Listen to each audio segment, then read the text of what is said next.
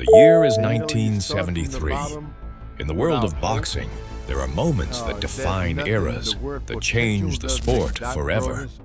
George Foreman had already made his mark as a monstrous force in the heavyweight division.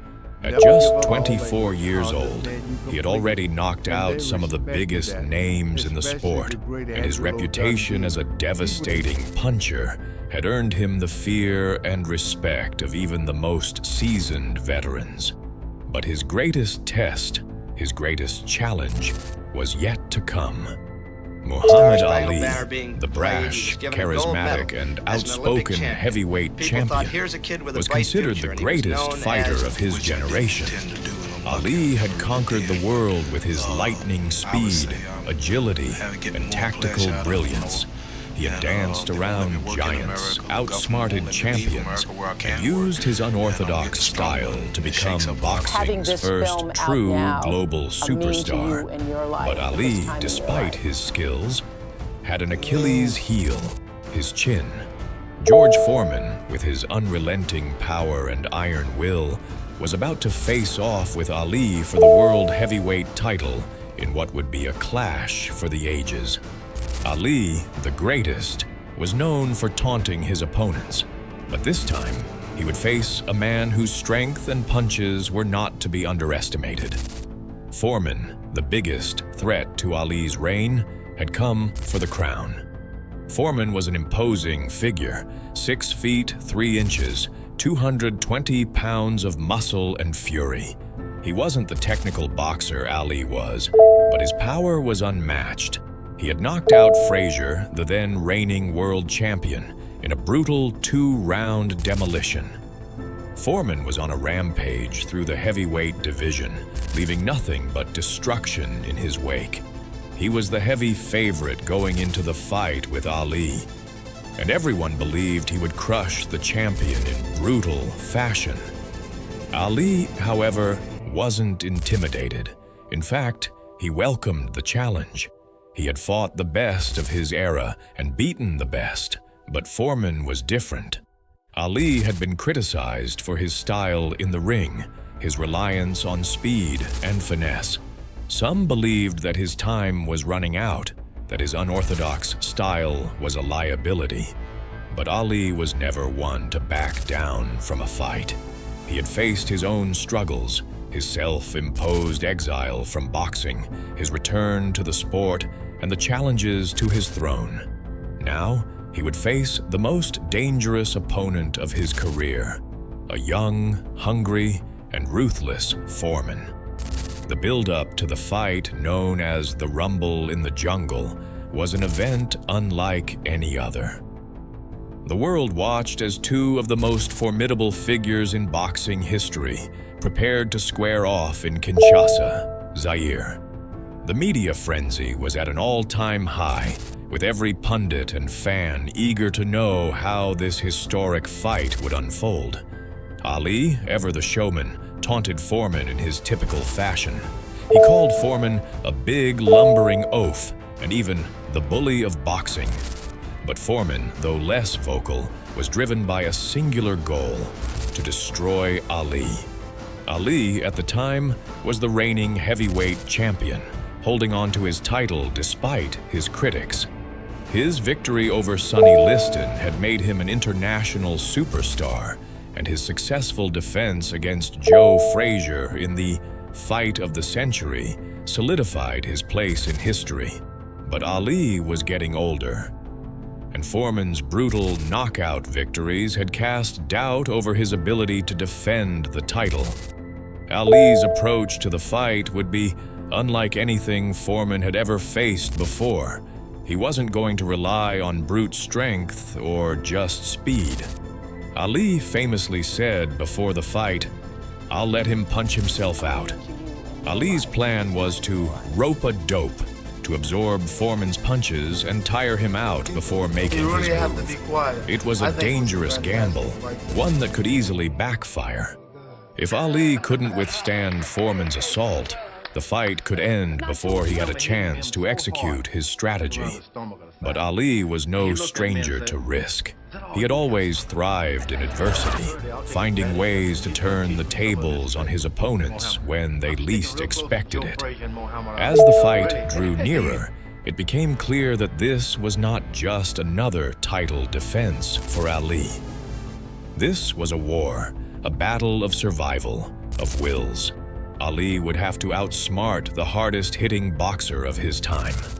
On October 30th, 1974, the night of the fight, the arena in Kinshasa was filled with anticipation. The atmosphere was electric, and the crowd was filled with a mix of anticipation and fear.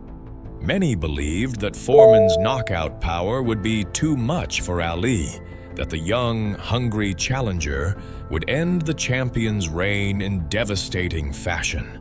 But the champion, still full of charisma and swagger, walked to the ring with the confidence that had made him a global icon. Foreman entered the ring with a determined look on his face, his massive shoulders and chest a testament to the power that lay within him. He wasn't a man known for showmanship or charisma. His silent demeanor spoke volumes. He wasn't there for a fight. He was there to end a legacy. The bell rang, and the fight began. From the opening round, Foreman was everything everyone had expected: fast, brutal, and relentless. His punches came fast, hammering into Ali's body and head with devastating force. Ali, as planned, leaned against the ropes, absorbing the punishment. He was biding his time, waiting for Foreman to tire himself out, but the toll was evident.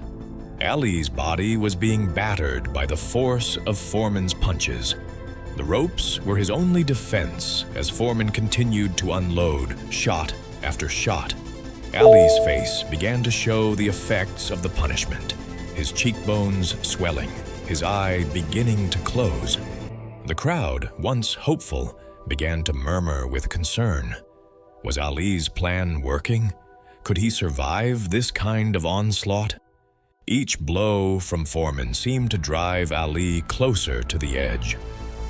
He had taken punches before, but this was different. This was Foreman's power, a power that seemed unrelenting, unbreakable. But Ali, as always, remained calm. His mind was as sharp as ever, and he continued to taunt Foreman, whispering words of encouragement to himself. "You've got this, champ," he muttered between rounds. His strategy was clear: survive.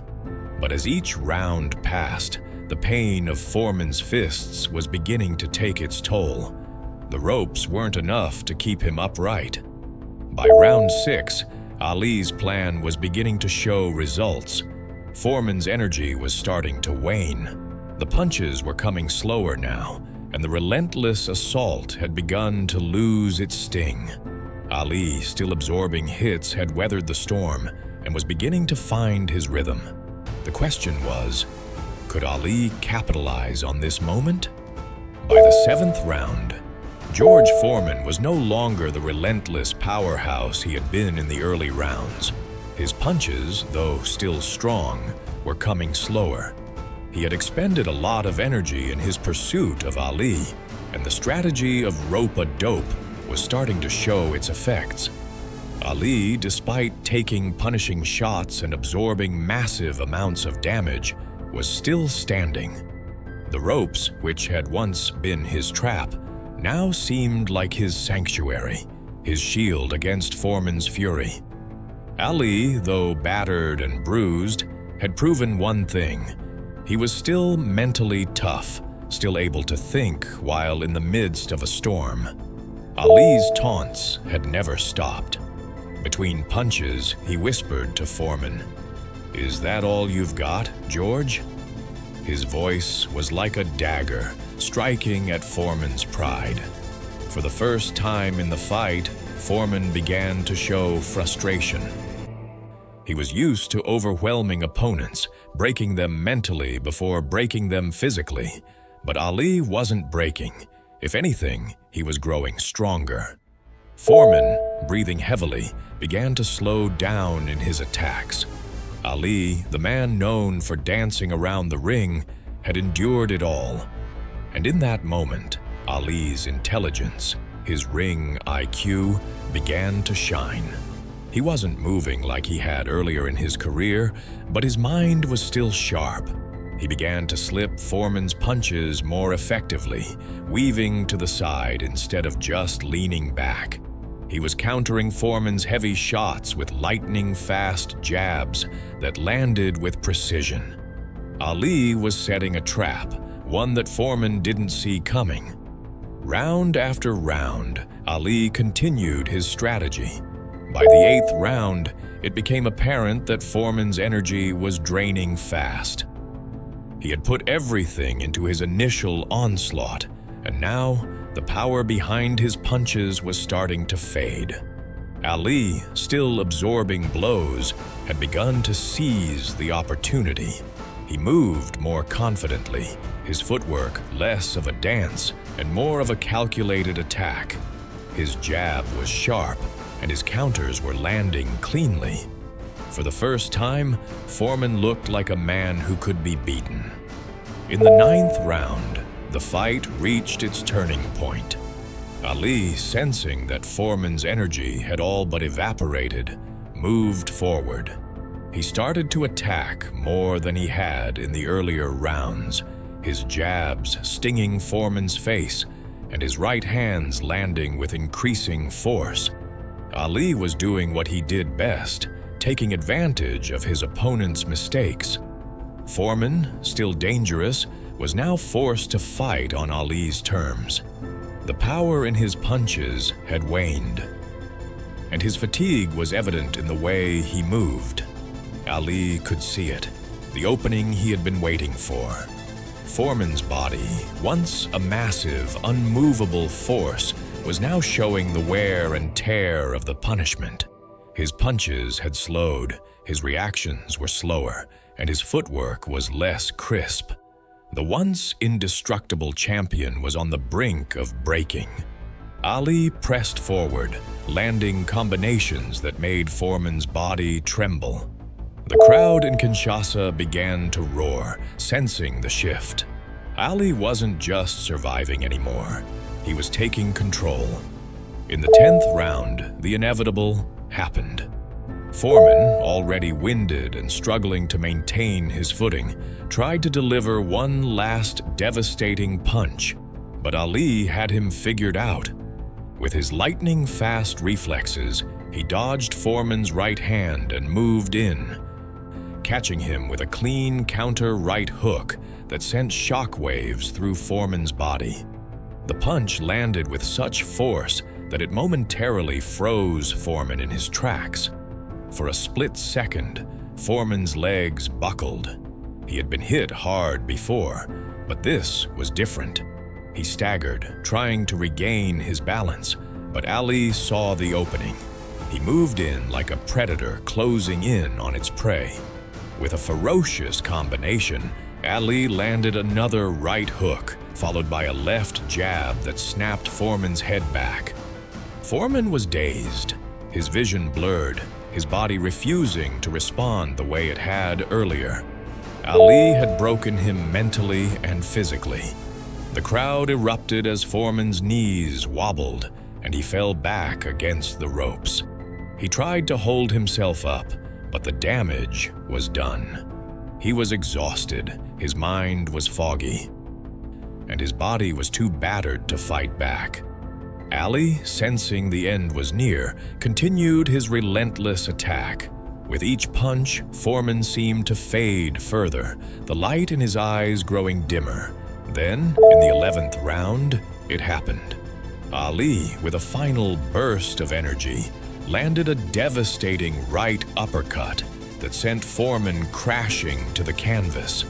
The force of the punch was so great that it felt like the earth had shaken beneath their feet. Foreman hit the mat with a sickening thud, his body limp, his arms spread wide. The referee immediately began the count, but it was clear that George Foreman was finished. Ali stood over him, chest heaving, sweat dripping from his face, watching as the referee continued the count. Foreman had been knocked out, and the fight was over. Ali had done the impossible. He had defeated the man who everyone thought was unbeatable, the man who had been destroying opponents with an unstoppable force. The referee's count reached 10, and the bell rang. Muhammad Ali had won the fight. The crowd in Kinshasa erupted in celebration as Ali raised his fists, his arms held high in triumph. He had overcome the most dangerous challenge of his career. Ali had not only survived the hardest punches in boxing, but he had also defeated the strongest heavyweight champion the world had ever seen. This wasn't just a win. It was a statement, a declaration that Ali's reign as the greatest was far from over. He had defied the odds, faced his worst nightmare, and come out on top. Ali's victory over Foreman in the Rumble in the Jungle would go down in history as one of the most dramatic, thrilling, and iconic moments in boxing history. George Foreman's reign was destroyed, and Ali proved once again why he's the greatest. What did you think of the fight? Share your thoughts below, and don't forget to like, share, and subscribe for more legendary boxing moments. This is Spire, where history is made.